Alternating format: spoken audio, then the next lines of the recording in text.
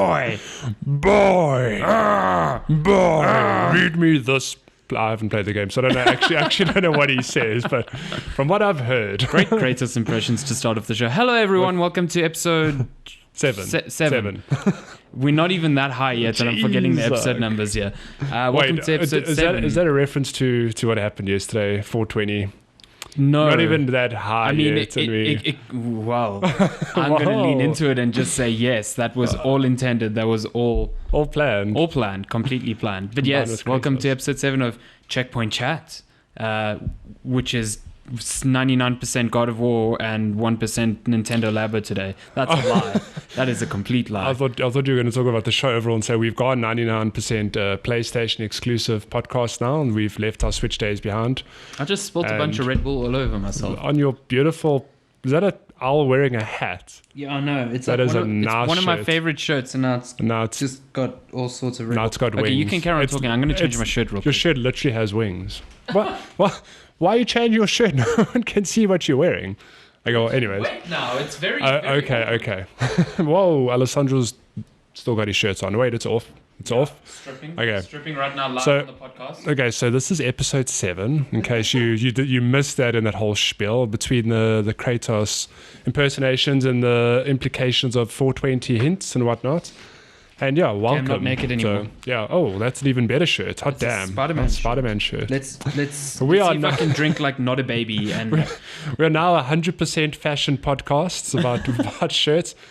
Okay, he's drinking. He hasn't spilled. Yeah, it was close though. It was close. That's probably our best intro to date. Most disruptive one. I'm so sticky all over my arms. Oh, this is so annoying. Anyway, we are not that kind of water. podcast. Jeez. My goodness. What noise? I don't know. This is a very disruptive podcast. Yeah, everything's happening today. So what's up? How you doing? I'm good. I'm still suffering a little bit from flu. We've been the whole week. It's just one of those things where I kind of wish I spent a day just like literally dying. At home would be great, but I wish I had a day where I was hit with everything, whether it's a blocked nose and congestion and a cough. But instead, I've had a bit of a staggered flu where every day I have a different symptom. And it's like the 5 plagues of flu. Yeah, it's so frustrating because I don't feel well. And I don't think I sound better yet. My throat still feels a bit I think funny, you sound a bit better. Like, I didn't even think you were that nasally last week. So. Okay, on that, do you want to hear a funny story? Because one of my friends listened to the recording and he sent me a WhatsApp after. He was like, I heard you. Okay, he didn't say it like this. I'm paraphrasing. But he was like, you mentioned that you were nasally, and to be completely honest, I couldn't tell the difference, which makes me think that maybe you just sound nasally by default. Maybe you're just nasally by default, yeah. So apparently I'm nasally, so let's leave it at that. But I am sick. Sorry, I'm just adjusting my mic. I'm very uncomfortable today. Meticulous. Yes, yeah. But yeah, I didn't think it sounded nasally today. What happened this morning? I had a very disturbed morning. I just I woke up real early because I'm trying to get back into this parkrun business, and I probably should have left a bit earlier. Maybe spent less time on Twitter in bed waiting to get up. How much do you hate? Wait, are you one of those people that snoozes your alarms? Oh yeah, all the time. So how much do you regret snoozing that 5 minutes this morning? Tons. So I drove to Modderfontein for the parkrun, which is maybe half an hour drive. And yeah, they have this weird system where they don't want people speeding in the reserve because it takes place in a reserve. I don't think it's a nature reserve. I just think they like calling it a reserve. I think I don't know if it is a nature. Yeah, but maybe. I don't know. Yeah. I don't know. Anyway. So they don't want people speeding there. So as a deterrent, they close the gate to the reserve 10 minutes before the parkrun is meant to start. Because there are cyclists. Yeah, because there are cyclists. Well. Yeah. No. I don't disagree with the speed limit inside there because there's cyclists and people walking, and it's a reserve, so people shouldn't be speeding there. So I get there and it's maybe 1:45, just before 1:45, and there's a whole line of cars just snaking, and I'm like, shit. So I stand in there. Meanwhile, in the reserve, me running into the reserve. Matty's just busy running in the reserve, watching all these cars, waiting to see my car, drive past maybe. And I get to the front of the line. It must have been 5 cars in front of me, maybe. I could see the gate. and I just see it shut. And man. I'm like, there is no way they are just going to shut it here. And as I say that, I just start seeing people like turn into the left and start doing U-turns. I'm like, oh, these people are used to it. They aren't even going to try. So yeah, I missed the park. I always think I was very that irritated. poor oak has to close the gate must have an awful job, because I can imagine how pissed off people must be. And like, I mean, he's just been told that this time close the gate. Like, it's not his. Yeah. How many cars were behind you? A lot. Oh my god. So they turn away a lot of people. Oh yeah, and like even like there were a lot of cars behind me, and as I'd already made a U-turn and I saw more cars arriving. Oh boy. And just people, like, you can see The disappointment. yeah, the disappointment and the anger and the confusion sometimes. It's just like, what's going on? Like, yeah, I was real irritated. Then I went to gym because I was like, well, I'm not going to waste this early morning. Bench some weight. Yeah. Well, for next time, though, why don't you just park on the side and then drive in? Is that not allowed? Or is it too far? I don't know. What do you mean? Like, instead of, you can't drive into the reserve, why don't you just park your car on the side of the road and then run into the reserve? I mean, then I'd be real late for the park run anyway. Because it's like, what, like 3Ks in? Yeah. So that's about like 15 3Ks. minutes. Yeah. So if you like sprinting. So I would have started the race like a good 15 yeah, like 15 minutes yeah, late. I get it. Well, Yeah, you no. did say you arrived at 7:45, so Listen, I'm yeah. just playing devil's advocate. So. But yeah. I did see Shani for what it's worth. I Yes, ran yeah, past her. she got in, yeah. She's like, yeah, Alex isn't here. I'm Oh, like, yeah. Why? She's like, he got turned away at the gate. So I was just like, that poor guy. He must be so mad. I was so mad. And I heard your voice note afterward, and you, right then and there, you actually did the perfect Kratos impersonation, because your voice note started with an angry like, "Ah!" I was trying to impersonate you when you did that voice note the other day in the group we're part of, where it's just like 30 seconds of silence, and the next thing you're just probably my your best bare troll little moment. growl. Yeah, it was great. It was great. I enjoyed that. But Yeah. did you have a good run? I did. I think I needed to run because. So just to be clear, I know running when you're sick is not smart, because Yeah, not you smart can at all. like have a heart attack and die. But I'm not feeling sick in my chest. At the moment I'm just congested. So though I can't breathe, I don't think there's any harm. And I was hoping that in running, I don't know, unclear. Clearly that didn't help. My legs are tired and I'm still congested. But hey, I enjoyed my run, and it's been a good 2 weeks since I did run. Sorry, I'm just adjusting your mic. I'm being Stop playing with my mouth. no, but it's good that you got. Yeah, I'm trying to get back into it because we were Yes, we were very dedicated, man. dedicated last year, and this year I've just struggled to get back into that rhythm. Yeah, and Just- now going into winter, it's like Yo, it's even harder to I get up in remember the the morning one run last year. It was so cold. It was painful. to get out of bed. Yeah, well, not to get out of bed. We were there, and like my hands and bones just They were ached because it freezing, was yeah. so cold. And I was like, okay, when we start running, it'll be better. But then like you're just taking in all that cold air into your chest. And Yeah. it's like, oh god. Just got to get over that first K or two, then it's fine. Yo. Well, for me, I still run in shorts. Like all Well, the time. yeah, no, I still run in shorts in winter. I have those nice little tights. They're real fun. Tweets. Yeah, tights. But I signed up for the Soweto Marathon, Oh, the 21K. 21, So I nice. need to start training before Don't I worry, injure myself again. I've signed up for the marathon because that's Lord. fun. Remember last year? Let's just take a step into our time machine and go back in time when literally during the run and just after the run, I was like, I'm never doing that again. You know, oh, wait, I speak nonsense. During the run, it is one of those things with running, whatever distance you're running, you often have the thought like, oh my God, like, why am I doing this to myself? yeah. And then it was like, I don't actually know if I'll do this again next year. Yeah, probably And- not. And I'm yeah, in a lot probably of not. pain. And then what happened? The entries opened this year, and what did I do? I signed right up. So No I have hesitation at all. no hesitation. So I've got another marathon to train for.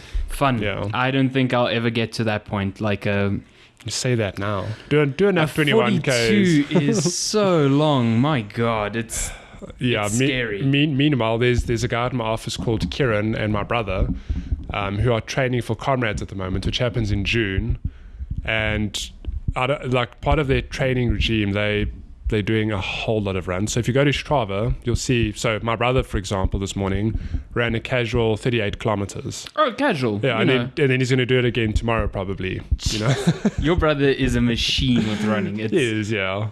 My He's goodness. crazy, yeah. And the thing is, he's running those distances, but he's fast. Yeah. Like The wind just picks him up and he flies. He doesn't actually use any energy. I'm convinced. 21 is my like hard Your cut. comfort zone. Yeah, well, I wouldn't say comfort.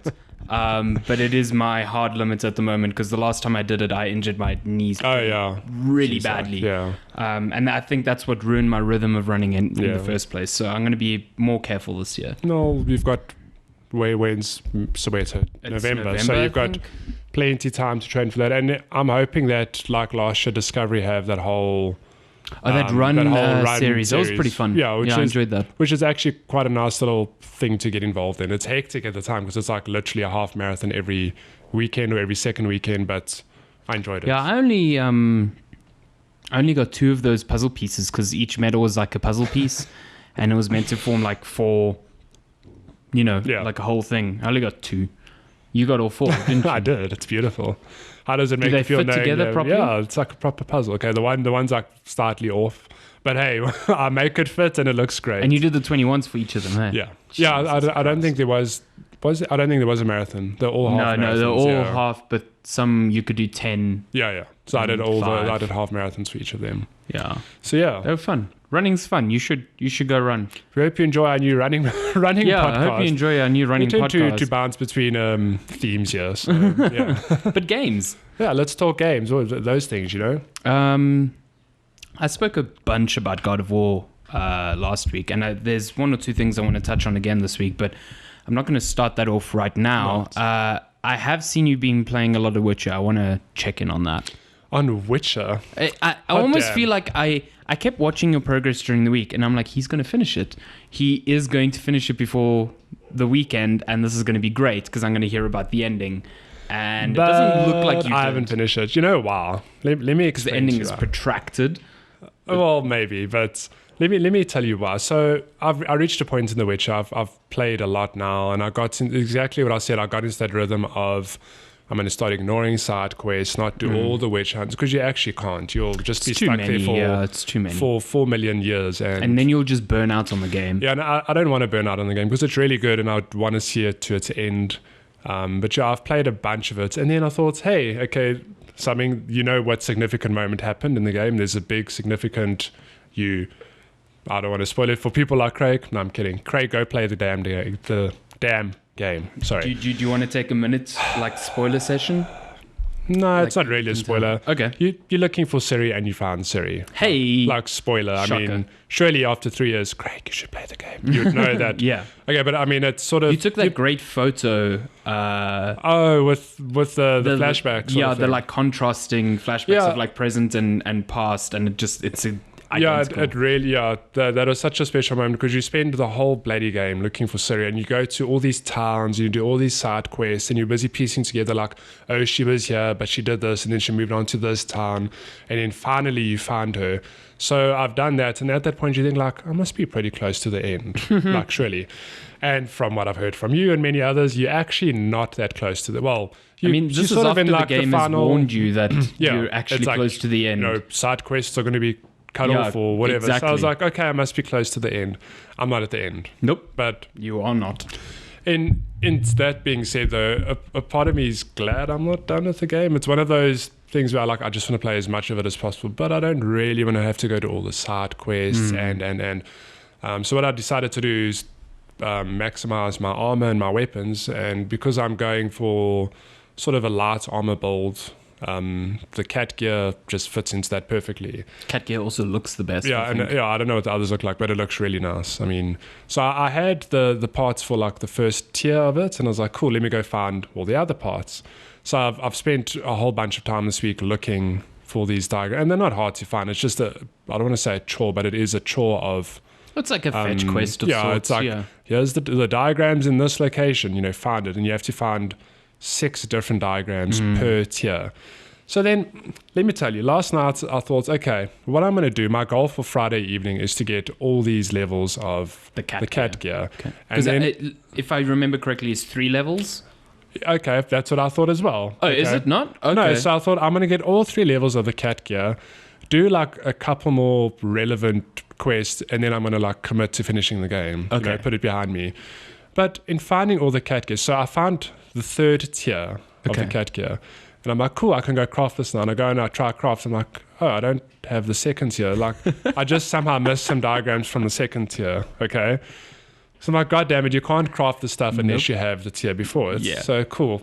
I'm like, let me go find the second tier on this major fetch quest for whatever reason. Like, to be clear, I could probably finish a game with exactly what I have. Yeah, no, you 100% could. And I've upped the difficulty to hard. I mean, I did that ages ago, and like the game, to be honest, isn't that challenging. I think if you're careful and you dodge and everything, it's not that challenging. I think I understand why people aren't a fan of the combat now. Like, I don't like it that much. Like, I enjoy it, but I think after many hours, there's not much variation. It's really like dodge, attack. You can oil your weapon, you kill your enemies I think quicker. I didn't find it much of an issue because like at the time I hadn't played games like Dark Souls and such.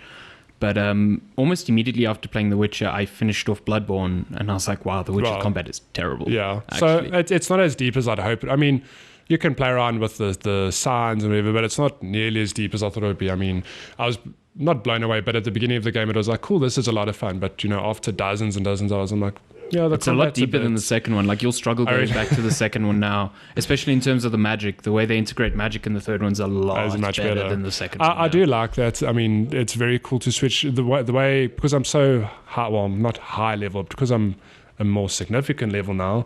I've got some points in my spell casting and in my attack, so like my stamina and my stuff regenerates quicker, so it's a lot you're busy attacking and casting spells quicker, which is quite fun. But like you said, it's all about preparation. If you prepare with oils and all sorts of potions, the combat's almost piss easy. Yeah. So anyways, I can finish the game. Like, there's no issue about that. But I need the second tier of cat gear, and I go and I do that. So I'm like, cool, I craft it. And then I found I don't have the one material for the one item. So I'm like, I'm at a point where I'm like, I'm not going to look for this. I'm going to be that guy. And I Googled, I'm like, where can I buy this material? So I go and I buy the material from some alchemist somewhere, whatever. Cool. Craft all my gear. And then I equip all of it. I'm like, wow, that really looks nice. It is nice, yeah. It is really nice. And then there are, there's a perk or benefit you get for having the whole set. Yes. And it still says 0 out of 6. And I'm like, but I have all the armor. Like, what is wrong here? Maybe there's something wrong. And I check, I'm like, no, it's I think it's like level 1, then enhanced, and then master level. Yes. Okay. But the description says the perks are only like active when you have Grandmaster level. Yes. So there's a 4th tier that I did not know about. So I was like, yeah. I don't think I ever got the Grandmaster one. I've got the recipe. I did it again. I Googled. I'm like, I don't want to have to look for it. Where can I buy the map, whatever? And I found it, and it's a level 34 quest, and I'm level 31. I'm like, I can do it. Yeah. But then I'm like, I'm not going to be able to equip it because it's going to be too high level for me. So I'm like, I don't know. I'm at a crossroad and I'm like, do I just level? Does it really mean that much to me? Or do you do side quests but and level? The reason I'm actually so committed to it, to be honest, is because I do want to play the DLC at some stage. And I'd like to pick up where I left off. I don't want to have to start. You can dive into the game and it's like, cool, you can like start again, inverted commas, but we'll give you your points and some gear. I want to start with what I have. Okay. So I'm like, yeah, I probably will end up getting the gear.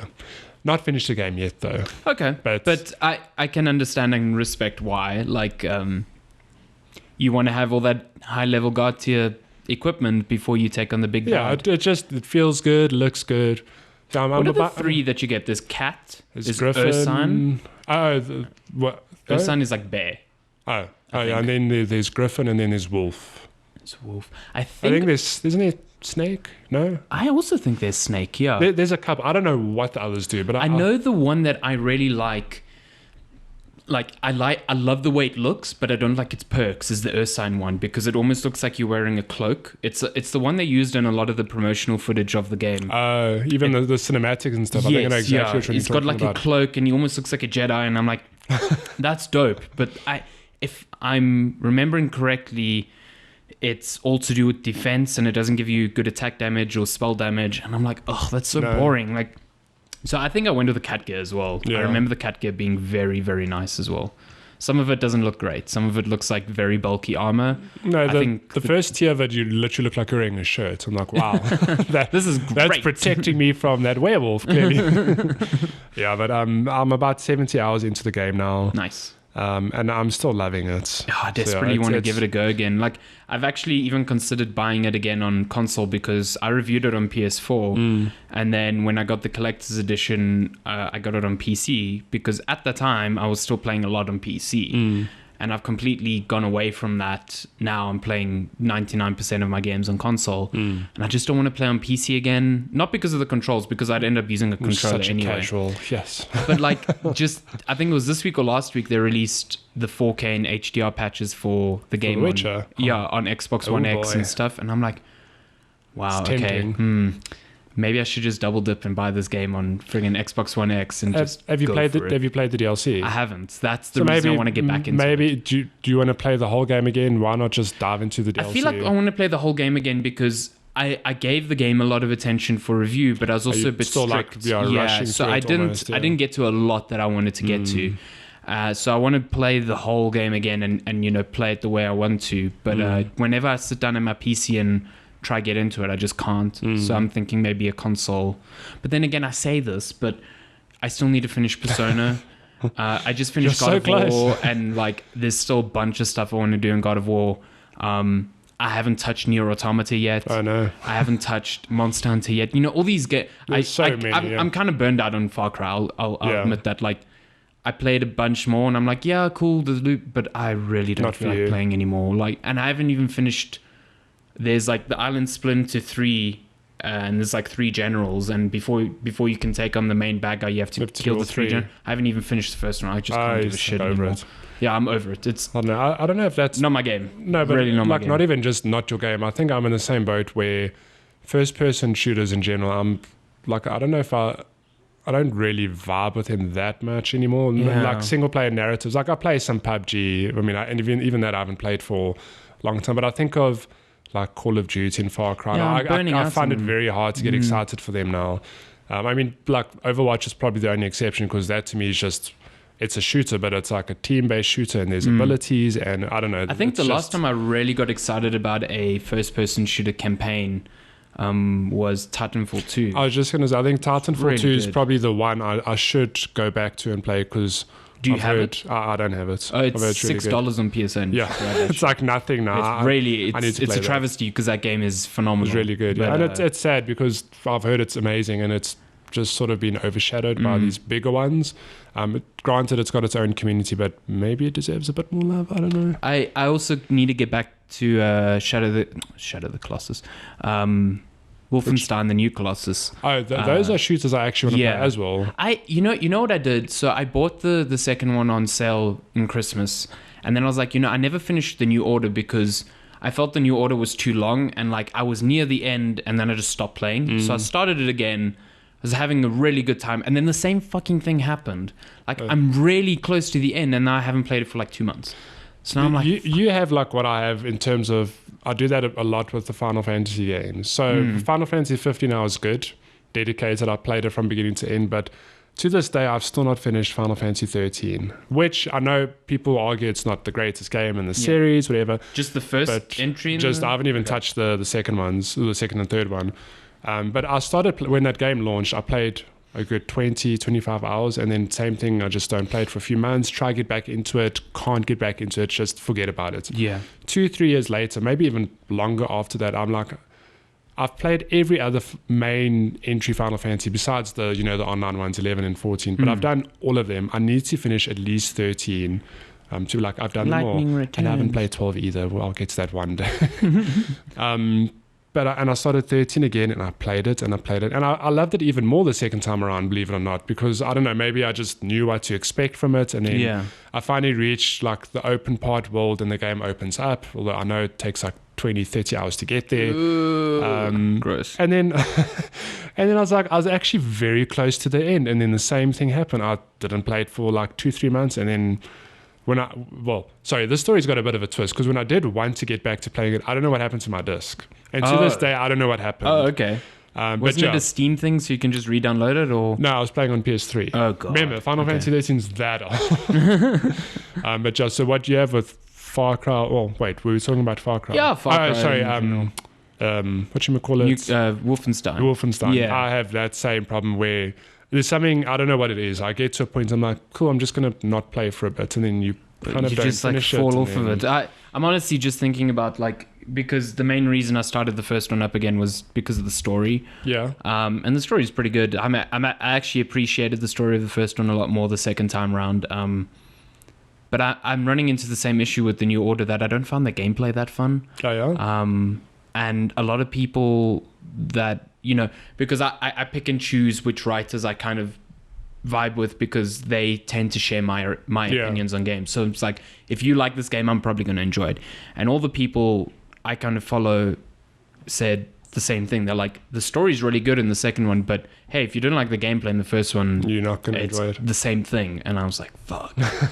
Because I know people love the gameplay. I just do not. Like, I don't know if it's the non-regenerating life, or I just feel like the combat scenarios are very strict. Like, you don't get a lot of freedom in the way that like Doom gave you tons of freedom to approach things.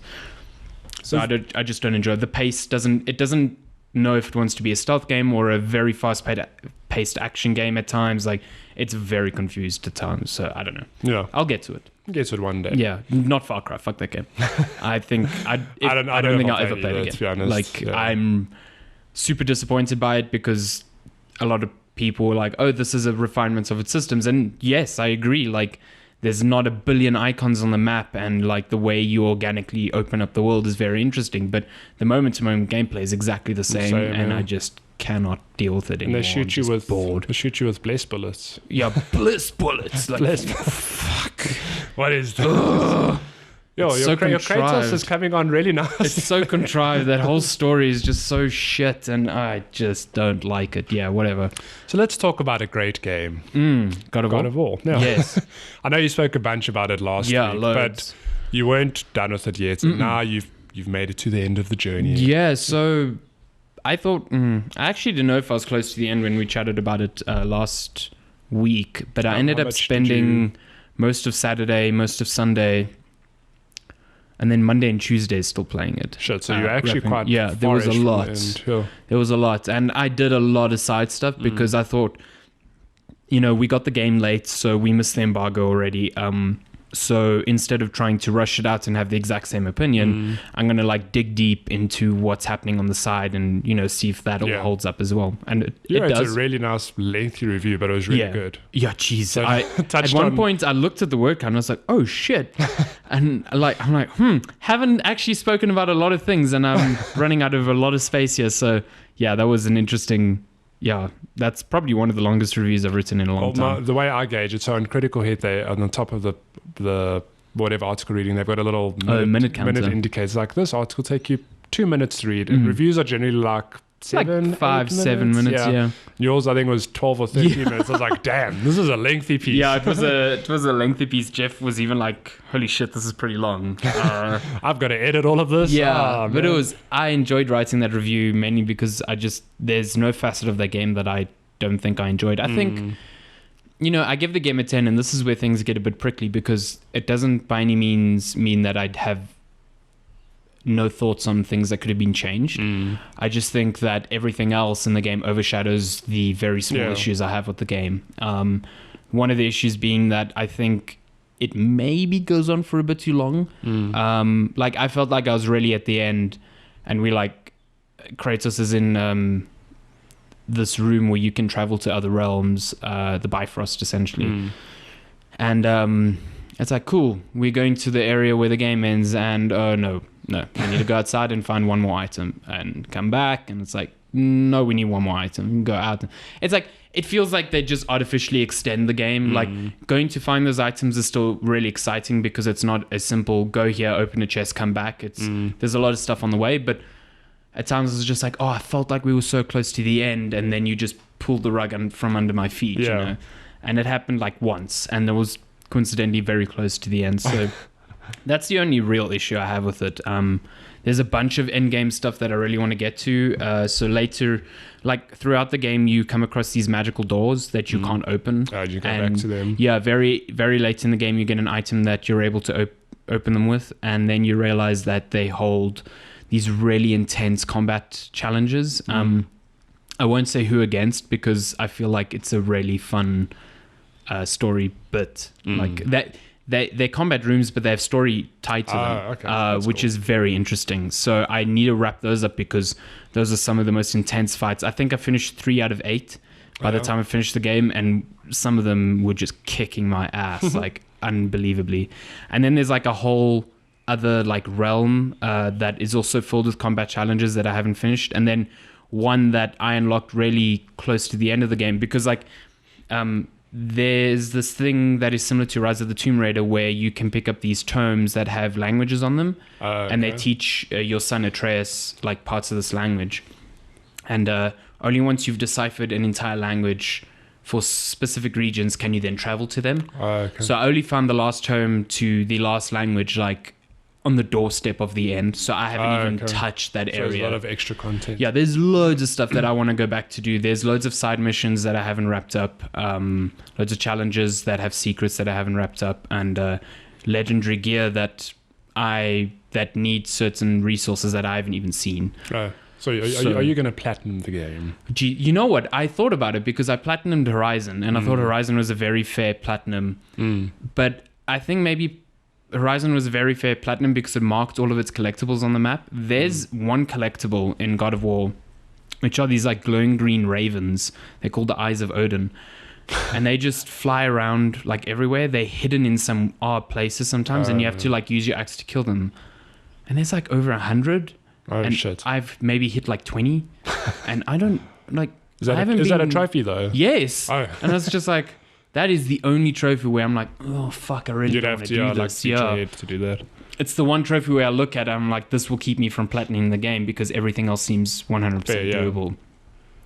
So I don't know if I have time, but like I said earlier, I've got Persona and Nier and Monster Hunter all these other games. Although we heading into a period where game releases are kind of slowing down. Play a bit of catch up now. Yeah, play a bit of, like there's stuff like Detroit coming out next month, which doesn't interest me at all. Yeah, it doesn't interest me at all. That's the sort of game I'm like, cool. I enjoyed though. I mean, I didn't play. I liked Heavy Rain. That's about it. I enjoyed Heavy Rain. I didn't play what came after that. Beyond. It's terrible. Yeah, it was bad. But Prophecy, Fahrenheit before was also pretty bad. Oh man. So yeah, Heavy Rain I enjoyed, but I'm hoping Detroit is great, but it's not the game I'm going to pick up on release. Yeah, I don't know. To me, it would be sort of surprising if that game came out and got rave reviews because from what I've seen of it, there's been a lot of discourse around its themes and just, it just feels like a very old style game. It doesn't feel like David Cage has evolved how those games play. I don't know. Maybe it'll surprise us because God of War 100% surprised me. I knew God of War would be good because all God of War games have been good. I've enjoyed them, and it's a first party Sony title, so there's a level of quality control that you expect. So the game is at least like, let's say, an 8 out of 10. Yeah, Sony gives their studios a lot of time. I mean, God of War was developed over 5 years. Yeah, so they give a lot of space for their studios to kind of do something. But I guess maybe it was surprising because Sony Santa Monica had just come off cancelling a brand new IP that cost Sony a bunch of money.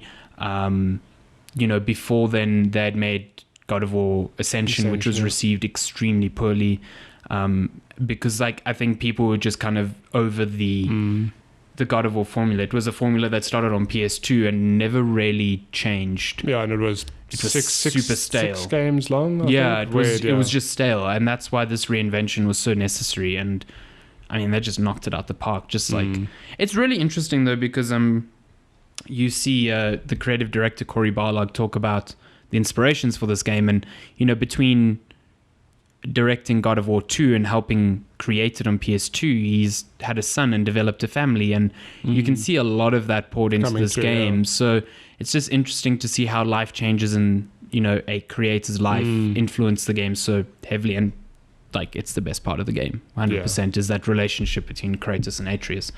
Atreus. Not Atreus. That's who you mean. Boy. Yeah. That makes me happy though, because I mean, when the game was unveiled, we spoke about this. It was people like, oh, like the Last of Us ripoff, and you're gonna have to babysit the boy, and it's there's just that negative commentary around it. But from everything I've heard, it's like Atreus is there, and you don't need to look after him, and he's very, very integral to the combat. Yeah. Especially towards not the end of the game, but late in the game as you start giving him more abilities or upgrading his kit and whatever. So because you basically you determine like what armor he wears, and that armor has specific changes to his abilities, and then throughout the game you'll get to cycle through different arrow types that he has, and each of those arrow types do different damage. And there's a point in the story where the game very obnoxiously comes up and says, hey, Atreus has become pretty confident in combat. He'll now just straight up strangle enemies when they're giving you a hard time. So I'm like, cool.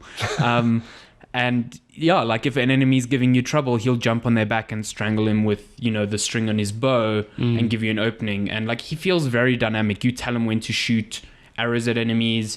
You use his arrows a lot in puzzle solving.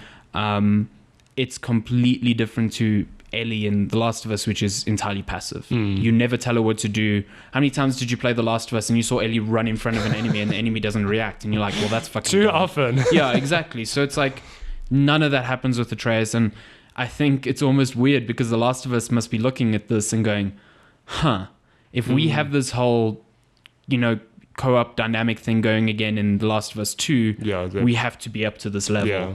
And I don't doubt Naughty Dog is able to pull something like this off.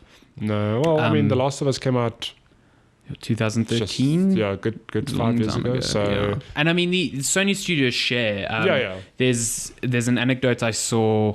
I think it was actually our friend Neelan, who works at Naughty Dog. He might have mentioned it, so I don't know. He also said he wasn't sure, but But he says that Sony Santa Monica got a bit of help with their snow tech from Horizon. Oh, Horizon, yeah. Yeah, from Guerrilla, because Guerrilla did a great job with it in Frozen Wilds.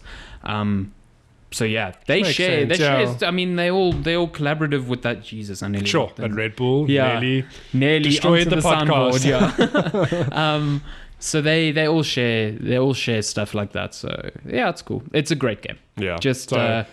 It's going to be, I would advise getting it quickly because there's some shit that happens at the end that is fucking wild. Oh, man. Spoilers. The thing with me is, you know, I wait for games. I'm very patient. And so with you, I was like, cool, you've got a copy of the game. Like, I'll maybe wait, whether it's a month or 5 months or whatever it is, you know, to get a copy. And I know Jeff's got it. Yep. But then, I don't know, yesterday it launched and people have it.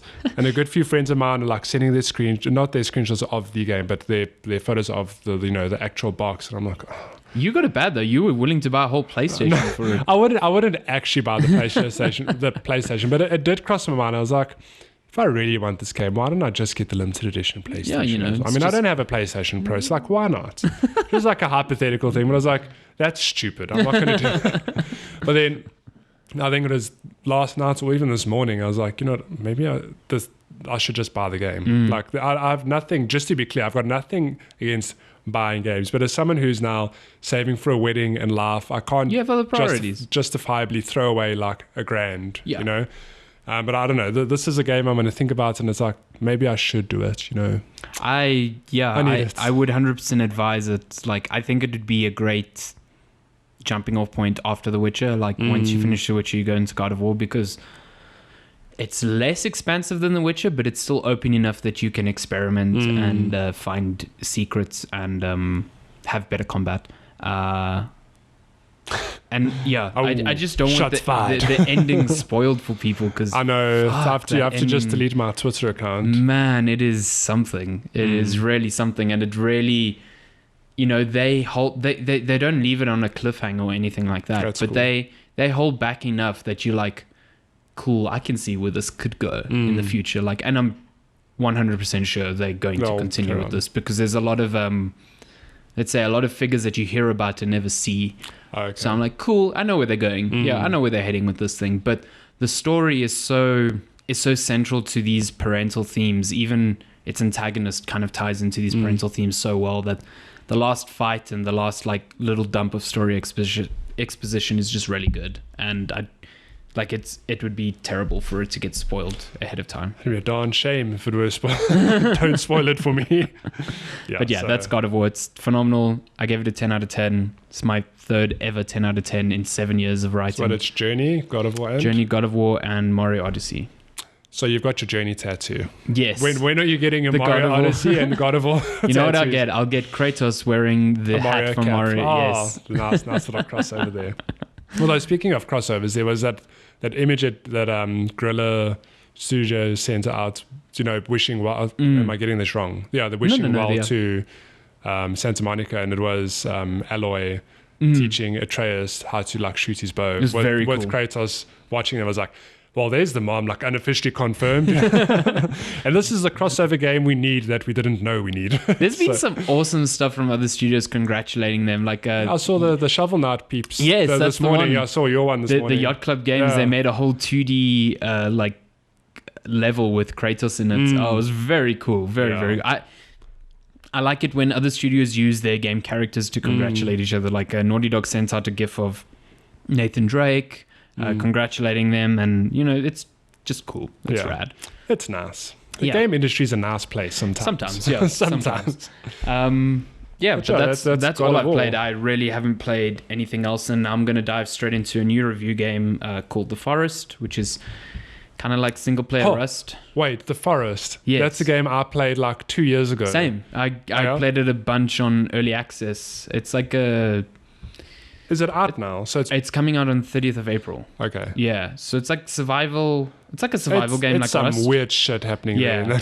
I mean, if I remember correctly, I don't know if they've changed it since then, but the premise was that you have a plane crash on an island, and then you're just trying to survive, but the island's also inhabited by these freaky cannibal people that they'll run past you and suddenly just stop and stare at you, and the music goes all creepy, and it's fucking unsettling. Yeah, that game, I mean, some of I played, it must have been 2, even 3 years ago. It's been around for a very, very long time. I remember it coming out in early access the same time as Rust, roundabout. Okay. So I played a bit of co-op with one of my mates, and we had the same thing. It's cool, you explore a bit, you start building a little base, but then we explore the island, and then you end up in a cave, and then in this cave there's bones and shit, and then you encounter these weird people, and I enjoyed my time with it, but I never went further because it was early access. It's all dark, and there's these people suddenly staring at you, and they fucking kill you.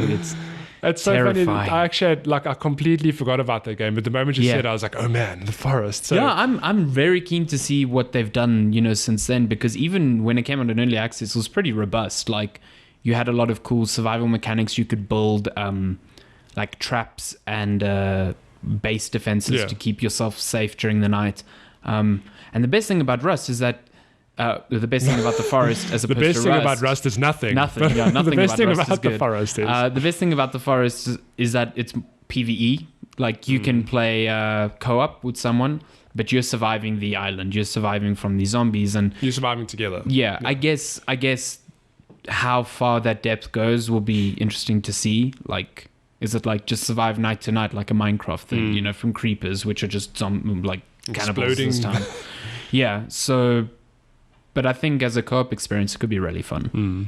Are you reviewing that at the moment, or you? I'm gonna start reviewing that. I'm waiting for access to. I assume there's some sort of review branch, because I highly doubt I'm just going to be playing the early access version that's out right now. So but that is are you playing that on PC? Yeah, it's only on PC. I think.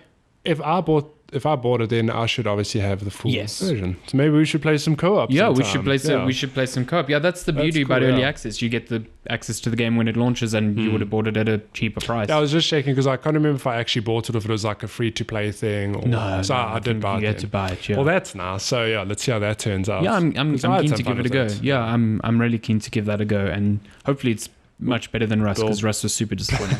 We build our little fortress together and bake Portuguese rolls and feed them to the cannibals and teach them the ways of real cuisine. Yeah, we had little pigs on the island. We make presunto. We give them cheese and presunto sandwiches. They'll love us. And then we hunt fish. We make bacalhau. Yeah, exactly. Because why not? Cool. So, but you haven't played it yet, so I haven't given it a go since when I first tried it. Whatever the hell it was. But I'm keen to give it a go. I played I think I mentioned it last week, but I played it very briefly. Vermintide 2.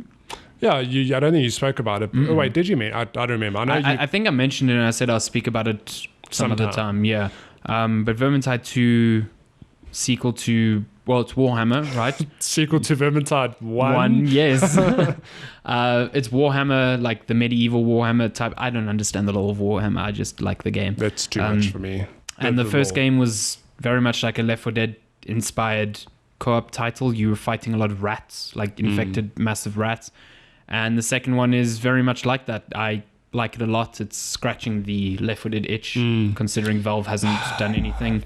It's got a really cool sense of progression. Like, you pick from 4 characters, which each have their own abilities, and then you play a bunch of scenarios, which have very loose, like, story ties to them. I couldn't give a shit about it. You're just there to shoot things. And, yeah, exactly. Yeah. Well, my guy that I chose was like a vampire hunter or something. I don't know. He has a sword and a gun, which is cool. So I'm clicking furiously to swipe and cut heads off rats. It's extremely satisfying. To be clear, these are like rat people, not like like rat people. Yeah, and then you get like more traditional humanoid like monsters to fight and stuff, like, and then there's bosses, and it's very Left 4 Dead, like random boss encounters, and cooperation is super important, especially with each of the classes having their own abilities. Like certain classes need to tank damage and others need to do damage, whatever. But it's really, really fun. What I find strange is that I gave Star Wars Battlefront 2 a lot of flack for having its progression tied to randomized loot boxes. Now, Vermintide 2 does the same thing, sort of. After each encounter, based on your performance, you'll get a chest, and then that chest can get upgraded if you did better in that round, or if you found certain collectibles in the map or whatever, and it basically just like boosts the chest up so you have more chances of getting something better out of it. And usually what you get is like gear or necklaces or weapons or whatever that can replace your current weapons. And you can dismantle them, and there's a whole crafting mechanic to it, whatever. But essentially that is how you progress. I think I find it more acceptable because 9 times out of 10 I didn't feel I'm being screwed by the chests, firstly. And then secondly, it's not a PvP game. It's a PvE. Yeah. So the only thing that is affecting my progression is me. I'm fighting against other people who have more powerful gear. I'm just being matched with people who have a gear score that is similar to mine, so we have a similar experience. So I don't really mind it at all, and it's actually very fun because like after every encounter I get a new chest. It's like, oh, new sword, cool, or oh, that sword's kind of the same as mine, I'll dismantle it and craft something else. Like it's a very nice loop of stuff. So I would, if you feel like you need a Left 4 Dead game, grab it. It's like $290 on Steam. I think it's expensive. And that's the collector's edition. And it goes on sale often as well. Yeah, so it's really, really fun. It looks really good as well. It looks really beautiful. It's coming to console soon as well. Cool. Yeah.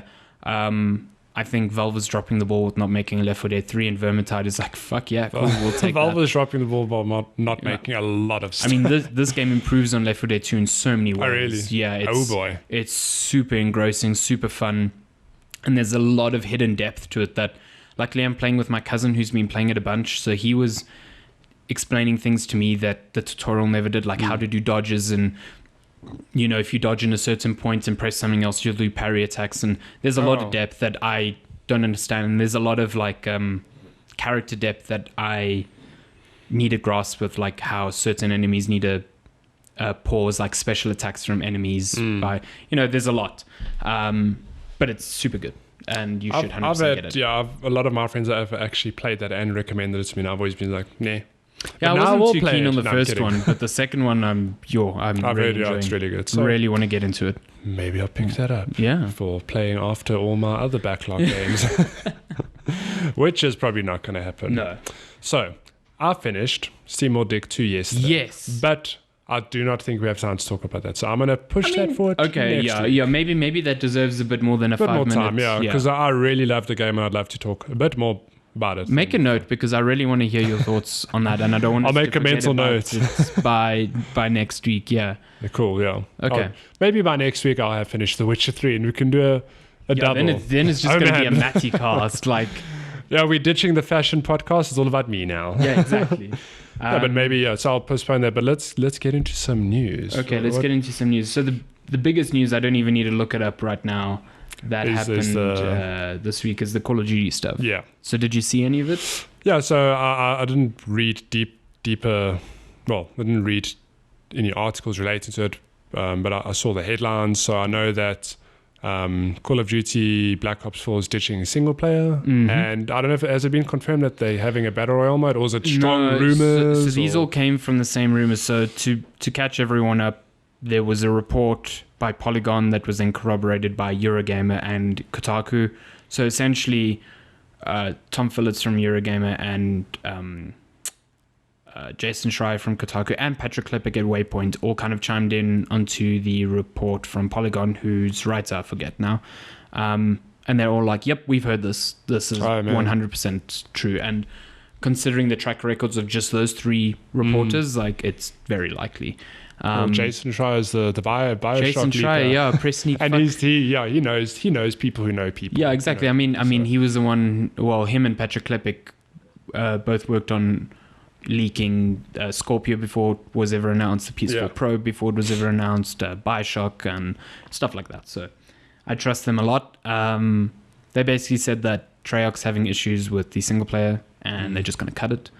And they might maybe include some co-op mission stuff to make up for it, which doesn't surprise me because Black Ops 3 story was basically that and it was garbage. It's hot garbage. Yeah, and then a separate report from a website called Charlie Intel, I think, which apparently has been really good with Call of Duty leaks in the past. They said, hey, we saw the Polygon report, they're right, but in addition, Treyarch is trying to develop a Battle Royale mode with the help of Raven Software, and that's going to help, fill the void. Sure. Shocker. I'm also, the Battle Royale shocked. mode's not going to be 100 versus 100 at launch, is what the rumors are saying. It might be more diminished. So are they going to do like team versus team battle royale? Or, I don't know, maybe just like 40 player maps. Because, I mean, when you think about Call of Duty, all its maps are tiny. Yeah. Like, that's how the game works. So to now explode it onto something on the scale of Fortnite or PUBG is a very different thing for them to, and as much as we say the Call of Duty handling of weapons is fun, like, I don't know how it works when distance becomes a real factor. Oh, yeah. Like, that's where Battlefield is really the champ, like where bullet drop and things like that. So how does Call of Duty function in a map like that? I don't know. Yeah. I'm interested. Speaking of which, apparently Battlefield 5 is also rumored to have its own battle royale mode. This is how it starts. So everyone, your brother, your sister, and your uncle are all going to be pushing out battle royale mode for their games. If you're from a gaming development it is family. 100% happening. But the thing is, if you put them together, Call of Duty Battle Royale, I have no interest in. Yeah, it doesn't make sense to me. A Battlefield 5 Battle Royale, I'm like, that's cool. Like, I can see that working definitely. I mean, you all parachute onto a map. You get, and exactly what you said, you get weapons that have to, there's bullet drop and you get different scopes. But then it's like, what if, I don't know, your supply drops are like vehicles or tanks, or you can get in a plane. Like, I don't know how they would balance that sort of thing, but just the idea of then you all land, you get vehicles and or not, whatever, and then duking out to be the first, the last team or squad or person. That sounds really cool. Yeah. So I'm keen for that. I'm curious to see how they both are, but from, my initial impressions, I'm leaning more toward the Battlefield 5, if it is even called that. I think they did say it was going to be called Company 3 God, Battle Royale. Fucking That'd wish. be cool. I'm in the same boat as you. Like, I think Battlefield, as it's currently designed, is more suited for Battle Royale. Like, I mean, their conquest modes already have 64 players in them. So their maps, they've been designing maps for that size. Those maps ages. are massive. Yeah, so, exactly. I mean, it's really, I don't know if it'll be that same size map or making it a little bit bigger to cater for everyone, like for 36 more people, you'll have to do some quick math. But that's the thing, like, because they've had maps so size, their gameplay and their gunplay especially is far more suited to that sort of thing. Like, snipers have bullet drop, any weapon has bullet drop and damage and a damage roll off, and that just seems to me a far better fit for a battle royale. Unless Call of Duty are sticking to their strengths, and the maps are maybe not smaller, well, perhaps bigger, but I don't know, maybe their map is like you're in a big city and it's just close quarter combat between alleys and on streets, whatever, which I'm like, that could work. Like, arguably it could work, but I don't know how they'd balance it and how it'd look. But imagine how shitty that would be. Like, again, Battle Royale, maybe we're thinking about it in very strict terms, because like even PUBG now introduced a mode where respawning is a thing and stuff. Did they? Yeah, they did. Well. I think it was a limited time mode. I think it was Maybe called it's, Tequila yeah. Sunrise or something like that.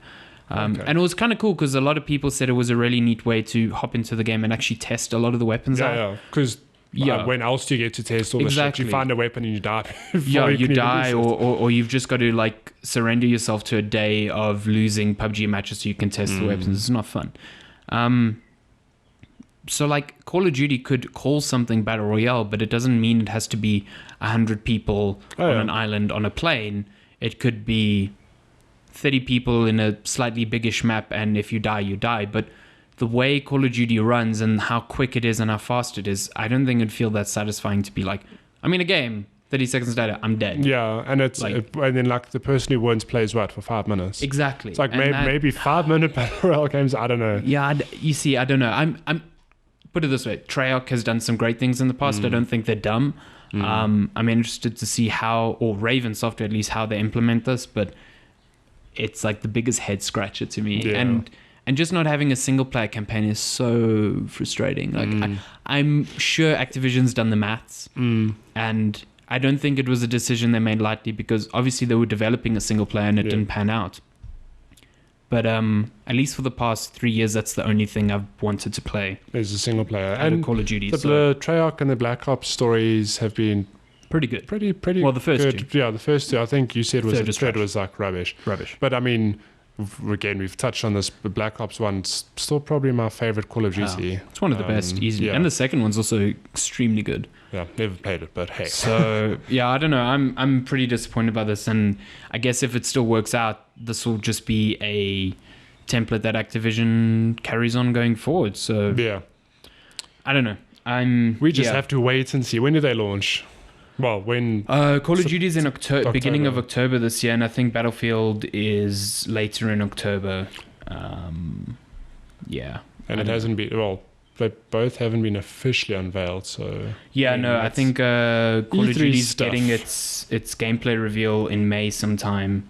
Battlefield will probably be at E3 because EA likes to keep that. E3. Yeah, but yeah, I don't know. It's Just the so next close. big push into battle royale stuff. It's And that's like a sign of, I suppose, the first AAA developers that are doing their own games. Unless, I don't know, correct me if I'm wrong. But I wonder, they the first. Who's going to follow? Like whatever. Yeah. I mean, there've been a couple of memes this week where it is like collections of images with battle royale slapped on the end. So I saw like the Sims battle royale, which there was a great E3 image of like, I think the best one there was a Last of Us battle royale. It was just called The Last of 100. It was really funny. It was really good. maybe Naughty Dog should make a battle royale. Good lord. Well, I mean, they have multiplayer in their games, so Yeah. yeah. So what other news is there? To be clear, I've had a busy week. I haven't really touched on news at all. So I'm leaving this in your court. How excited are you for Spider-Man?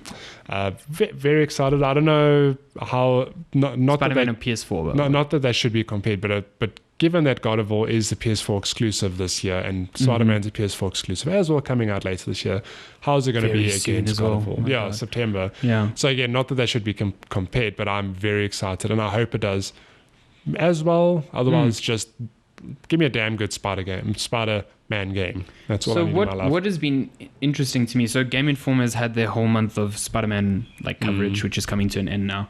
And there's been a lot of cool stuff coming out of that coverage, and a lot of it's like gameplay stuff, like the swinging is going to be physics based, and you know, your webs are going to hit buildings and shit like that. It's very cool, and the combat looks like it's building on Arkham Asylum's combat rather than just borrowing it. So very cool. But they haven't really spoken about story stuff, and that's kind of what they touched on this week. So they released a few screenshots which showed some more enemies. Yeah, so I actually did see that. Norman Shocker Osborn and the Shocker, which has a fucking cool outfit, I think, even though he's like a B-grade villain.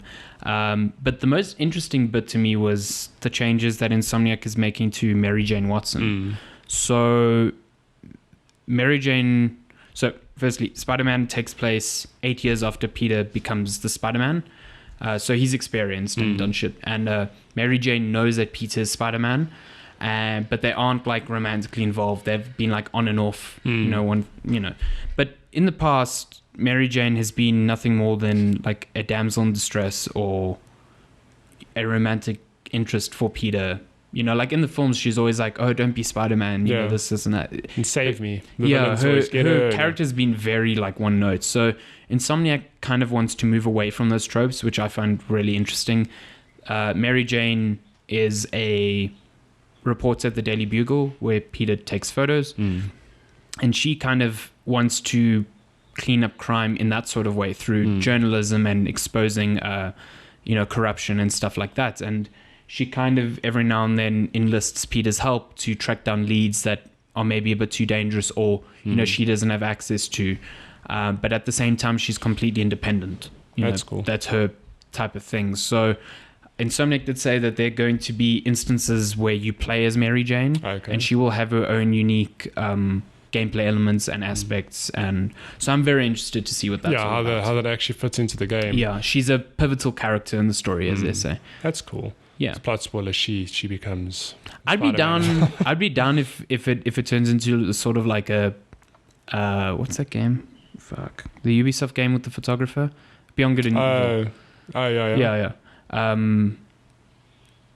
It's not Beyond Good and Evil, is it? The Ubisoft one. Yeah, isn't it just?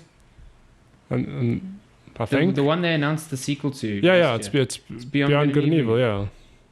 Why did I think Beyond doesn't exist in the name? Oh yeah, okay, I'm right. Beyond Good and Evil 2. Shit, I don't know. Whoa, is there an article on that? No, this is just like Ubisoft announced the time for their conference at E3 this year. So. I was like, well, that's a weird coincidence. You're like, that game. Oh, and there's also a news piece in it. They would have been lucky. Yeah. So yeah, I hope it's like a Beyond Good and Evil thing where, you're kind of running around with her with a camera or chasing up leads, not just like an interactive cutscene or something. Yeah, and that being said, I also hope it doesn't detract from the experience as well. Like, you're playing as Spider-Man for the majority of the game, I presume. I hope it's not a thing of like, okay, like now it's a Mary Jane section. Yeah. I have to I don't know, do QTEs or literally walk. Like, I mean, if the story is great, then by all means. But I hope it just doesn't slow down the momentum or whatever the feel of that game is. Yeah, I hope it doesn't feel like I hope it's on the same bar of quality. Like, you're not like, oh crap, now I have to play her. Like, imagine you were playing The Witcher 3 and every time you played a series, you're like, fuck. You're like, oh. I mean, we're not expecting Mary Jane to have Spider-Man powers, but in The Witcher it is like, cool, I'm playing as Geralt. Oh, I'm playing as Sue now. She's got her own like abilities and it just mixes up the gameplay enough that you're like, cool. Yeah, this is a fun I don't mind doing these little side quests. Exactly. Well, not side quests, but these little distractions. Yeah. You're right. I just punched my mic. You're so right. Cool. Pokemon on Switch? You down? I'm not a big Pokemon fan. Let me just confess something. I don't think I've played a main Pokemon on. I mean, they only really exist on the handheld devices. Yeah, the last Pokemon game I played, I kid you not, was on the original Game Boy. That is how long ago it has been. I think I'm in the same boat as you. I think the only game I've finished in the Pokemon series is Pokemon Yellow, and that was on the Game Boy Color or Advanced Color or something.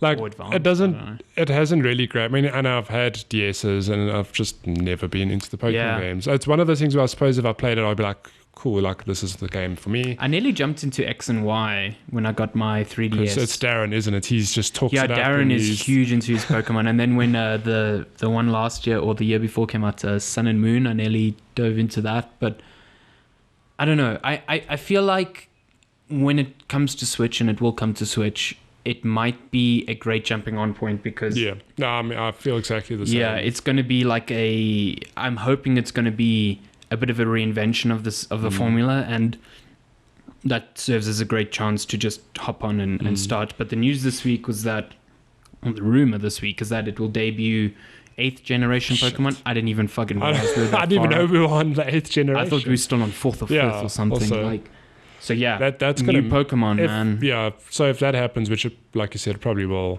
that's going to move a shit ton of Switch consoles. Oh, yeah. Because that is what keeps the 3DS alive. Exactly, it's the Pokemon games. And I imagine people who have been holding out on the Switch, Pokemon fans, like, well, actually, now's the time to get my Switch. Yep. No, I'm super keen to see what they do with the Pokemon on the Switch. Like I said, like I don't think the game formulas are bad. At all. No, likewise. But I've just never been compelled to play them. Yeah, they've just never been like my cup of tea, essentially. Yeah. So, I'm interested to see what they do with that. Imagine it's a sort of reinvention on the same lines of Breath of the Wild. Like Breath of the Wild reinvigorated completely The Legend of Zelda's formula. So an open world Pokemon game like that. Down. With 8 generations Where of instead Pokemon, of shooting bows, God. you're throwing Pokeballs. That'd actually be really cool. Well, I don't know. On paper, it sounds cool. That sounds rad, but I don't know how. I don't know how that would translate. But has there, as a matter of interest, has there been a Pokemon game like that, like a proper 3D open world? I don't think so. I know the ones currently on 3DS are 3D and open world to the extent, but it's still an RPG. Yeah. I mean, maybe the closest to that is Pokemon Snap, the camera where you have to take pictures of Pokemon. It's like, geez, like Pokemon Snap. Yeah. So maybe a Breath of the Wild Pokemon would be pretty rad, but I don't know. It sounds cool on paper. I don't know if it would actually be cool. But hey. Are you still into Fortnite? I haven't actually played Fortnite for a while. I love the game. Bunch of updates. Bunch of stuff. I saw that they took out the guided rockets. I'm pretty sad about that. Yeah, to be honest, I don't think it was that broken. I mean, we don't play as much as, say, maybe someone who's playing 8 hours a day. I can't really, I don't have a... I thought they were fun as fuck. But even then, I'm like, you can hear it from... So when it first was announced, my first reaction, like everyone else was like, that is broken. You can guide the missile. You're going to kill everyone. But when playing the game, I was like, actually, it's pretty fair. So if you've got the rocket launcher, you have to ensure that you're in a safe place before you can launch it off. The rockets are very slow moving. They're very loud.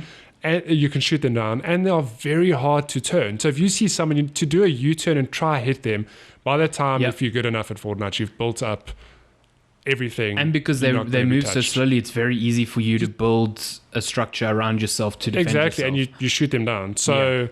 the news that they're being removed doesn't break my heart because I'm not as into Fortnite as more of the hardcore fans. It's a bit sad. I enjoyed using them. There was that mode where all you got was rockets and guided rockets. Oh yeah, I played that. It was really really fun. Super fun. It became a thing of you have to almost defend the person guiding the rockets. Yeah, exactly. So be the one to shoot. Well, you actually couldn't shoot it down with a rocket. Yeah, it was a bit hard to do that. But I get why they took it out for the simple reason that people were using the rockets to jump on and get advantages. They were using them to guide themselves around the map and stuff like that. Just stop people from doing that. I mean, they've kind of leaned into it. You can still do it with normal rockets. You can surf those rockets and... I think it's pretty cool that they leaned into it. Maybe they didn't expect people to do it with the guided ones because essentially then they've got an aeroplane that they can fly for a limited time. So, I mean, I saw a video of one of the, I don't know if he's a pro player or just a popular YouTuber. Ninja. Maybe it was him. I don't know. But it was someone shooting a rocket and then they just timed it so well that they just strung 4 together to get across the map. I'm like, that is pretty broken. That's pretty fucking broken, But I'm like, yeah, cool, they've embraced the rocket riding. But if, I don't know. But maybe people can do that it changes the entire dynamic of movement in the game, and maybe they don't want that to happen. But I mean, a compromise would be just don't let people ride rockets. I don't know. See how that goes. But they've said, if I understand correctly, that they've just put it in the vault. It's not dead forever. They're just going to think about it. I mean, they're doing that. Yeah, they've done that with a few weapons. If I'm not mistaken, submachine guns they did that with for a while. So. We'll see. They have added an LMG, light machine gun, to the game. I haven't tried that out yet, so I don't know how accurate or great it is.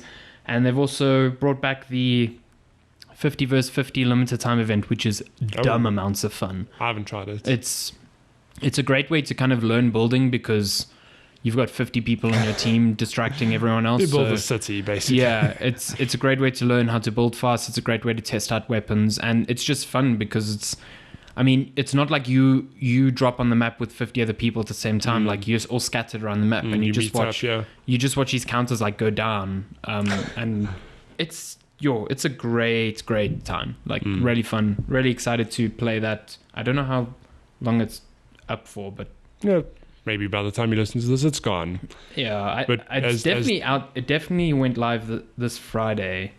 So... Oh, so it should be around for a while. Have you played any of the Hearthstone expansion?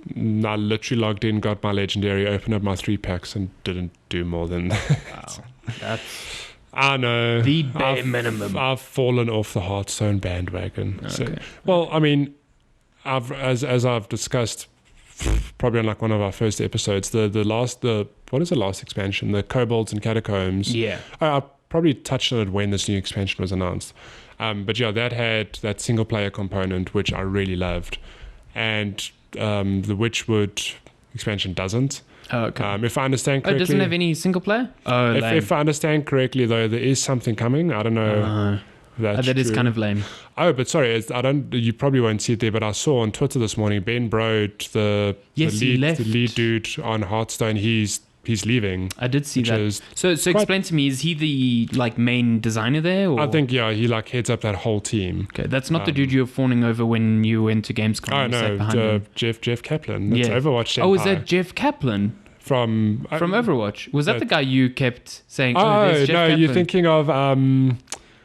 what's his name? It's the dude from Heroes of the Storm, Dustin Browder. That's who it is. That's what I'm thinking of, yes. I was very confused. I was like, when did you meet Jeff Kaplan? What? I did meet Jeff Kaplan. Did you? Yeah. Where did I meet him? Was it Gamescom? It might have been at BlizzCon. No, or was it Gamescom? I did meet him. Gamescom, we played Overwatch for the first time. I remember. No, it might have been BlizzCon then. I did actually meet him. Shit. Did an interview. Shit. It's like, notice me, senpai. So yeah, Ben Brode is leaving. Not for any ill reason. He's just, if I read his post quickly this morning, if I understand, he's been there for 10 or 15 years. That's a long and time. I didn't know this, but Hearthstone's been in worked on for, again, like 8 years or something stupid, like a stupid number of years. I'm like, damn. I mean, it's been out for close to like 4 or 5 years now but already. to me, you just forget that it's been out that long already. I mean, obviously there's that time, that baking time before that. I'm like, shit, 8 years on a game is a long time. It's a long time, yeah. So he's just moving on to different ventures. But it's very sad because he's sort of he embodies the personality and like the brand of Hearthstone in my eyes. Okay. I mean, whenever he unveils something, he's just got like a nice personality. He's very it's like if Jeff warm. Kaplan left Overwatch, you know. I mean, it's not like to say that no one can fill those shoes, but there's a void. You lose a little bit of that something. Yeah, so yeah. It's going to be interesting to see what happens with Hearthstone. But as he said in his post, he's like guided the team, but Hearthstone's a result of like the hard work of 80 plus people. So like, yes, it's his creative vision, but there's that whole team there that are staying. Because again, like I think it was important this week to note that games aren't made by one person. Like Corey Barlog's video of him basically tearing up after seeing the God of War review scores, which is a phenomenal video, and you should watch it because it's a great reminder that the video games we play are made by human beings and not faceless corporations. That, you know, to us it's a toy that we get to play. To them, it's the payoff of years and years of work. It is their child that they're putting out into the world to be criticized. It's a hard feeling. It's like sending your child to school and they come back with a 95 Metacritic score. Of course you'd be proud. Exactly. Or they come back from school and they've been bullied by everyone and you just feel sad.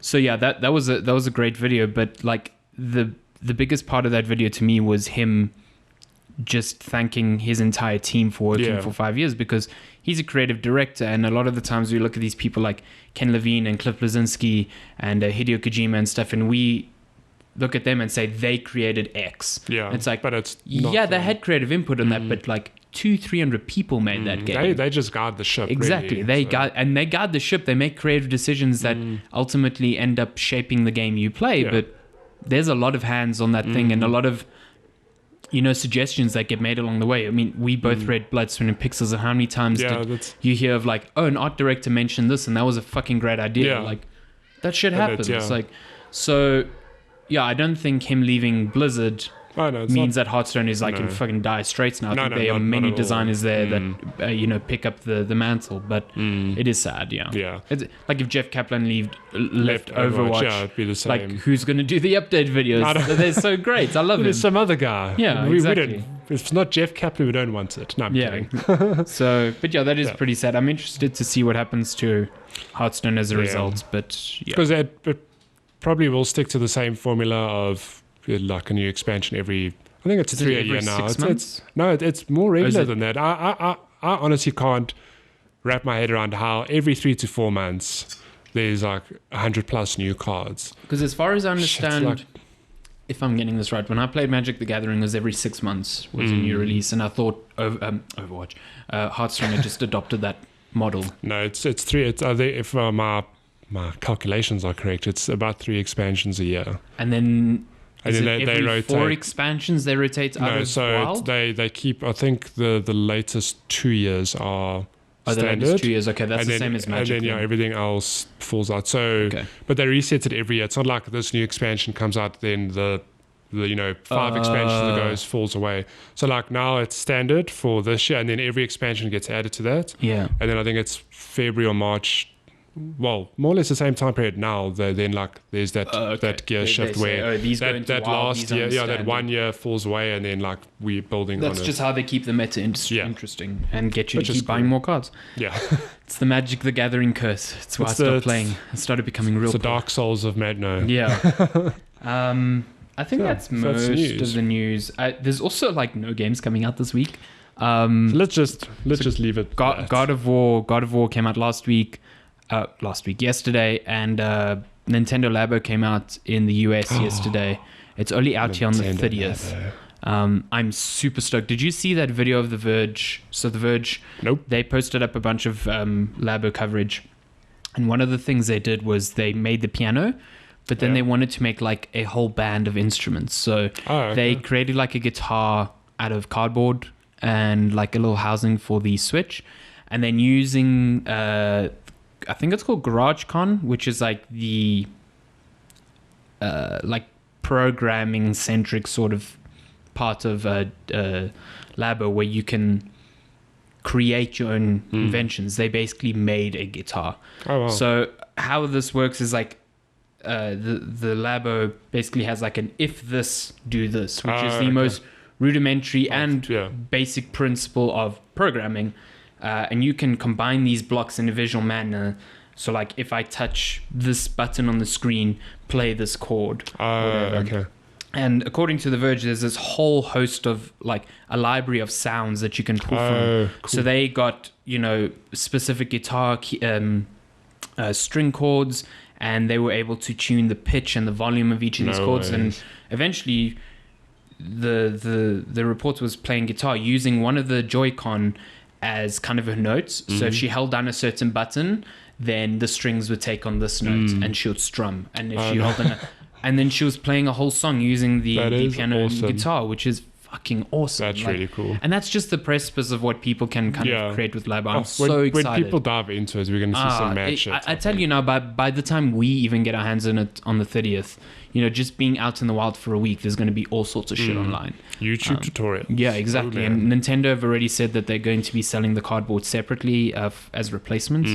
But then so you can just buy your own whatever and just create whatever the fuck you want. So reception to it has been super positive. That's great. Apparently the games are, kind of just there. Yeah. They're not the best part of the thing. The best part is the building. The actual building, yeah. I didn't realize how long these things take to build. The piano takes like 2 hours. Oh, wow. By an adult, not a child. 20 hours for a robot child. takes like 3 to 4 hours. Shit. That's the only one that I think... that one that I'm quite keen to see. I didn't realize... So you get 2 Labo things. You get the variety pack, and then you get the robot pack. Now, I thought the robot pack was... Hey, you get all the shit in the variety pack and the robot. It's not. It's just the robot. So you're paying 1,000 rand just for the robot. Fuck that. No. It better be a good game. Jesus Christ. Yeah, that better be a great game. Like, holy crap. Mech Warrior, something franchise on Switch. I don't know. I'm getting the variety pack, and I'm super stoked to, when I get it, fish on my Switch while we're podcasting. I'll play the piano.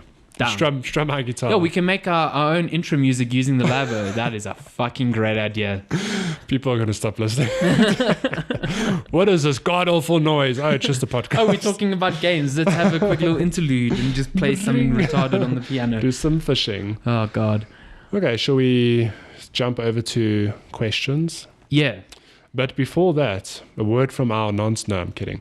I did another poll this week. Surprise. Hey. I did a pretty straightforward poll. I said, this week is all about that Kratos oak that everybody seems to be talking about. Did Yennefer win again? No. Damn it. Should have put it as an option, like a Trump option or something.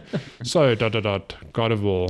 Options were I'll wait, getting it ASAP, or God of Who. God. Okay. I know, I was very imaginative with this poll.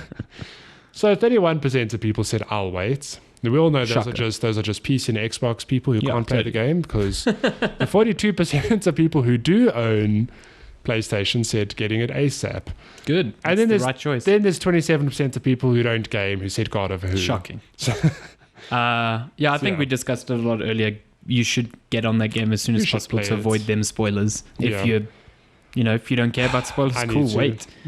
I have fish memory, which is great because I forget stuff easily. But I don't know, God of War, I might remember shit. So I do wonder if Sony's gonna put out like a sneaky expansion for the game, because like Horizon came out in February last year, and then by the end of the year it had an expansion. I'm like, I wonder. It might. I mean, what that did for Horizon was really cool in the sense that it reminded people about Horizon. That's true, yeah. I know it sounds dumb, but it didn't add much to the story. No, but it's like a little subtle reminder. It's like, hey, by the way, this game came out earlier this year. Don't forget about us. By the way, those Game of the Year awards. Like, I tend to agree with you. Because it happens. I mean, look at Resident Evil 7. Not that it should have won Game of the Year awards, but it was really good. But the fact that it came out in January, people are like, oh, that was 2017. Like, I thought that was last year. Yeah, exactly. So, I mean, I still think Frozen Wilds is a really good expansion. But I do think that that's how it was positioned. 100%. Okay, so let's get into some questions here. Nick DeBrain says, discuss Lambert at length. Do you know Lambert? who Lambert is in Witcher? I thought you said Labo. No, Lambert at length. Oh, from The Witcher. Do you remember Lambert? I've forgotten him. Remind me. He was the dick. He's another Witcher. Okay, explain to me. If my law was correct, he's the youngest Witcher at Kaer Morhen. And you actually bump into him early on in the game, but I didn't know who he was, having no connection with the earlier games or the books. I was like, who's this guy? He wants me to help him.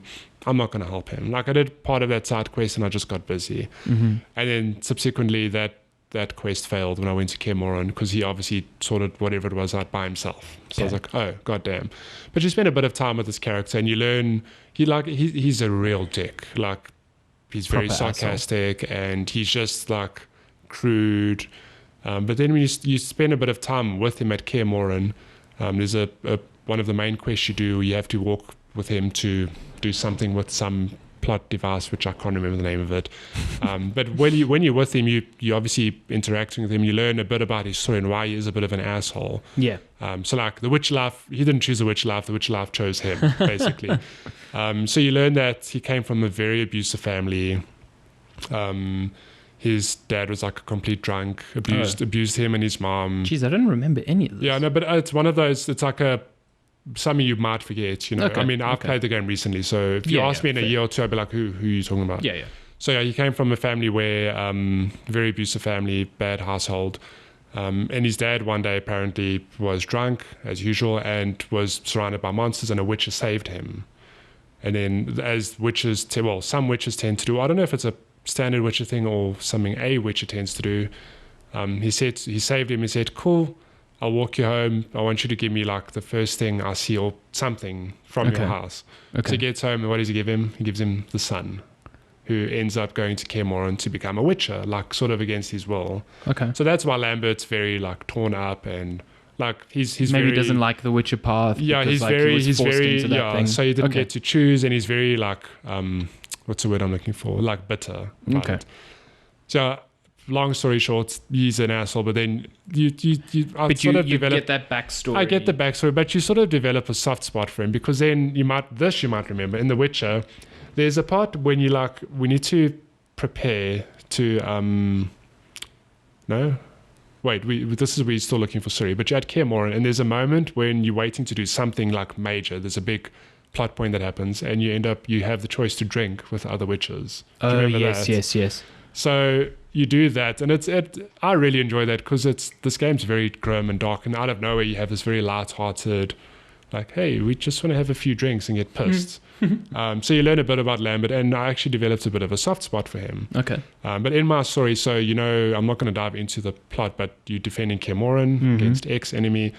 If you saved Keramet, one of the earlier sorceresses, yes. I read up on this after the fact. There's a part where Lambert might die, Oh. But he doesn't because he saved Kiramet and she saves him. Oh. And they end up being a couple Oh. later in the game. So But isn't she like super old? No. Oh, okay. No. Maybe I'm thinking of someone else. Yeah, but it's just like with The Witcher's full of little cool stories like that, and I really like that character. So I put a tweet about it earlier this week, and that's why Nick. Yeah, I remember you saying, "Oh, I know Lambert's an asshole, but I have such a soft spot for him." So yeah, there we go. I like that summary because I totally forgot about it. We've discussed him at length. Here's a quick question from Shani Zere, local YouTuber. She says, "Does Matt still love 5-star as much as he did last year? Or has he found a new love?" Matty never liked 5-star. I got engaged, so I have to commit to Lenska. I can't share my love. The other day, you Lenska bought a 5-star and you ate all of it, and she was very angry. I have to give it a 1 minute of this podcast time because it was one of those things where we were busy doing something. I don't know if we were watching TV or I was playing PlayStation or just something. eating the we were busy chocolate? sitting, and she was on a laptop, and then I was like, I'm feeling a bit snacky, so I'm going to have some 5-star. So I offered her, I was like, cool, do you want some? She said yes. But in my head, I somehow thought that she said yes, I just want to say bite. Oh, no. So she had a bite. And then before I knew it, I was like playing, eating, finished it, carrying on. Then she's like, she just looks over, and I look at her, I'm like, what's wrong? And she's like, did you finish the chocolate? I was like, yes. She's like, wow, I wanted more. I was like, oh man, I'm so sorry. She's like, get out. I felt very guilty. Wedding is over. The wedding, we're divorced. Not even married yet. But no, we still don't have a 5-star sponsorship. I'm hoping for sad. that. Imagine Cadbury just sponsored this podcast. That'd be really fun. That'd be really nice. Yeah, that'd be really cool. Yeah. Okay. Cadbury sponsor us. Chocolate apron. Chocolate apron. Damn, we've got a lot of apron variations going in here. Okay, I think let's go with this question from Zoe in the States, still listening to us. What up? Stormer. She says, you guys always rave about the Switch, but where do you like to play? I know you can play anywhere, but in practice, where do you like to play the most? That is a very good question. I'm going to come out and say that I play in bed the most. Is it? Okay. I'm not very imaginative of that, so if I'm hooked on a game, it's, before I started reading Console Wars, which I discussed in episode 6, if you want to go back and listen to that briefly. You should. It was a good episode. That is my reading material on the loo. Fair. Before I started reading that, though, I used to Switch on the loo as well. Same. Do it all the time. Now Switch is my bedtime baby, and that's pretty much only where I play it, unless I'm traveling, which I haven't really Have you seen that much, cool arm that you can kind of connect to like your headstand on your bed and then connect to your Switch? So it's like a... Does it sit in front of you? Yeah. So it's like these arms that we use for our pop filters, and you can kind of just position it in front of your face and then use the Joy-Con down below. See, now, I'd do that, but I'd have a fear of it falling on my face because I haven't installed it. Imagine watching like Netflix like that. That'd be great. Oh, man, that really would be great. I play... I play a lot of my Switch on my TV, like a traditional console. That's how I played most of Breath of the Wild. That's how I played most of Mario Odyssey. But I have taken it on trips. When I went to Cape Town last year, I took it there and it was nice. That's where I played a lot of SteamWorld Dig. What a game. And then, I've played a bit in bed, but I find my wrist gets a bit sore when I play in bed. Also, when I'm in bed, I just usually put on TV because I'm trying to like kind of like go to bed and games engage in my brain and then I'm not tired.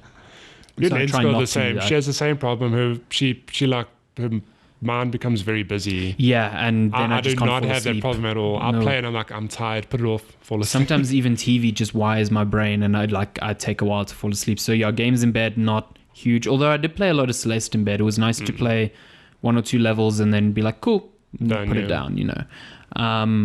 But yeah, that's mostly, I mostly played like a traditional console, like a complete loser. But yeah. Nerd. We've got another question, but I think we are out of time. We can take one. Okay, let's run with this one. So another one from Nick. What a fan. The guy who designed our logo as well. He just wants airtime. Let's be honest. He says, here's a legit topic for discussion that blends your old and new together, which, just so we have some context, Nick likes to rip off the fact that I'm stuck in like the past playing games that are 3 to 5 years old. That's because he just wants to replace you on the podcast. You cannot replace me. First of all, you're not Portuguese, and we all know this is an exclusive, not really podcast. Yeah, exactly. Busy eating my roll right now. I'm full of flour. Says, maybe with the chat about how it's become clear that many newer games have taken a few pages from the older ones like Witcher 3, Horizon, Assassin's Creed Origins, New God of War. It's like, I suppose, how, say, God of War, for example, Corey did say that like Dark Souls did play a part in inspiring the combat, but it's not Dark Souls. It's just it like uses some of those uses that influence, I guess, is that the way to put it? I think it uses influences from Tomb Raider as well, because Cory Barlog worked on the reboot of Tomb Raider before. Oh, I didn't know that. Yeah, before pivoting over to God of War. So the original Tomb Raider didn't have a lot of like hub worlds. It had a very small one, but I think Rise of the Tomb Raider expanded on that a lot. But I know that's where he kind of said that he got these ideas about like a hub world in God of War, because God of War has that. Horizon has an open world. I think open worlds in general are just like the big thing for big budget games, because they can only realistically be done by these big studios with a lot of money. Because the thing that people don't realize with open worlds is that it's not the size of the thing that's a problem. It's the raw number of like art assets that need to be created. Like you need teams and teams and teams of 3D artists that are able to pump out these assets that they can populate the game with, and that just takes time and money. So that's why you don't see them from smaller studios, but I guess that's why you see them from big studios, because they are able to do it. It's a market that's not super saturated yet, but it is getting there. And it just gives players freedom to do stuff, and players love freedom. I think the big thing that a lot of games have adopted are just RPG mechanics. Like, holy shit. That seems to be in everything. Everything. Horizon had RPG mechanics, and I thought that was really heavy RPG, but God of War like ups the ante like crazy. It's like a Diablo game at some points. That's interesting. But even SteamWorld Dig 2, I find it interesting that there's an XP mechanic, and all it does literally is when you level up, you earn more income. Yeah. Which I just thought was so funny, because I'm like, oh, I'm leveling up. Oh. Yeah, you don't like get more skills. You almost expect anything. You can up, and you do get to do that with your currency, like up your health and this and that. But it's funny with the leveling up. It's like, oh, I wonder what I'm going to get to like level 5, and it's like the whole game. I do like the upgrade mechanic in SteamWorld Dig too, because you get those cogs, so you can unlock skills, but then you have to activate them with, you have to activate certain ones at certain times. It's very interesting. That's cool, yeah. But it's very Metroidvania. But I agree with you. It does seem like a lot of games. I mean, SteamWorld Dig could have existed in a time when it was literally you get new gear and that's it. You finish the game. I mean, the original Metroids and Castle. Well, yeah, it was like go here, get this piece of gear. I don't say Castlevania, because that had RPG elements. Well, not.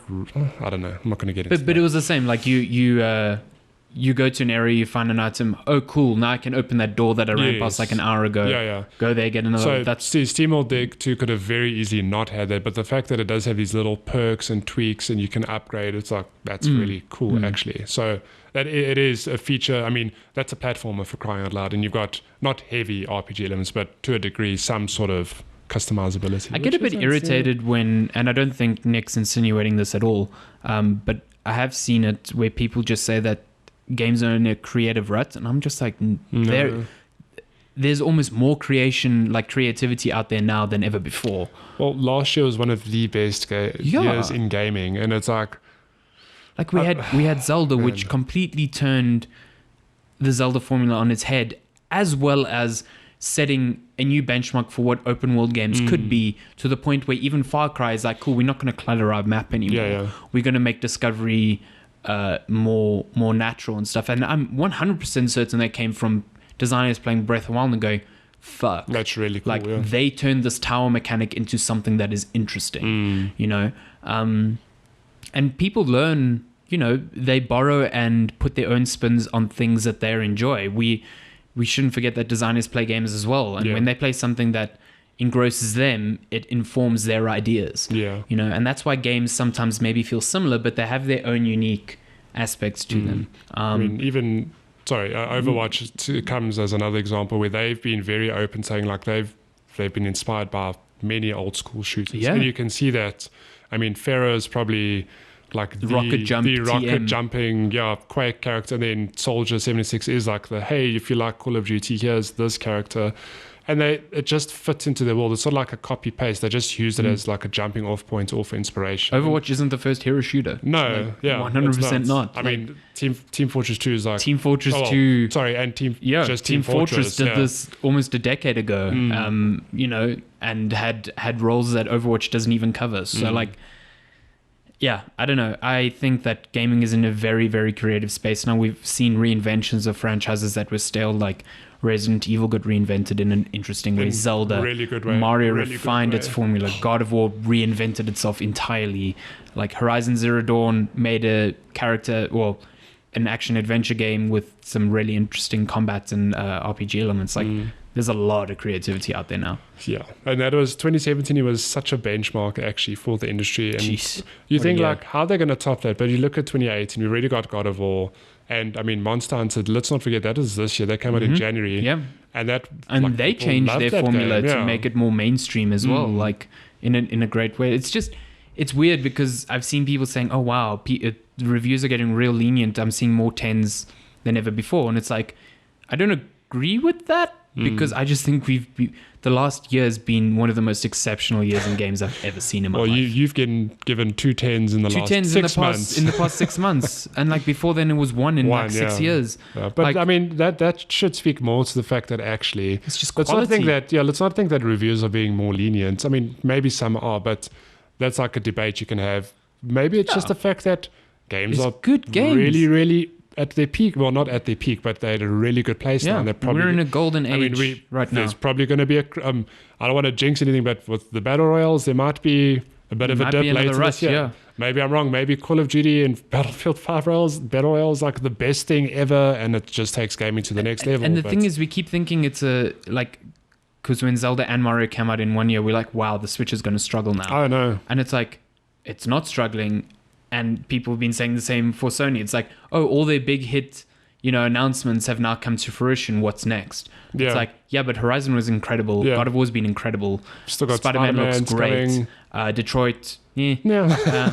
But I mean, to some people that is like a whoa. Exactly. So, the point is that all these big headlines, like they're delivering, which is weird because normally it's like, oh, there was a lot of hype and this didn't really live up to the hype. Like every game is hitting that spectrum right now. So it's just rare and it's really fun. I'm really happy as a player of games. I'm very happy. I think being a gamer today, it is a good time to be a gamer. Very good. Don't die. We are very spoiled, is what I was trying to say before someone tried to murder me. It was a dog. Was that what? It was a dog. It jumped out from oh my god! Ninja dogs. Pikachu, wasn't it? Cool. But yeah, that's all we have time for.